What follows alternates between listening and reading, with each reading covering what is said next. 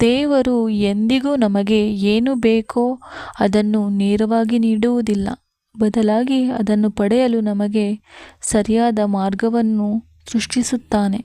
ಬಹುತೇಕ ಜನರು ದೇವರನ್ನು ಕಲ್ಲಿನಲ್ಲಿಟ್ಟು ನೋಡಿದರು, ಹಲವರು ಬೆಳ್ಳಿಯಲ್ಲಿಟ್ಟು ನೋಡಿದರು, ಇನ್ನು ಕೆಲವರು ಚಿನ್ನದಲ್ಲಿಟ್ಟು ನೋಡಿದರು. ಆದರೆ ದೇವರು ಒಲಿಯುವುದು ಮನಸ್ಸಿನಲ್ಲಿಟ್ಟು ಪೂಜಿಸಿದಾಗ ಮಾತ್ರ. ಯಾರೋ ಇಷ್ಟಪಡಲಿ ಅಂತ ಭಗವಂತ ನಿನ್ನ ಸೃಷ್ಟಿಸಿರಲ್ಲ. ಸ್ವಂತ ಭಗವಂತ ಇಷ್ಟಪಟ್ಟು ನಿನ್ನ ಸೃಷ್ಟಿಸುತ್ತಾನೆ.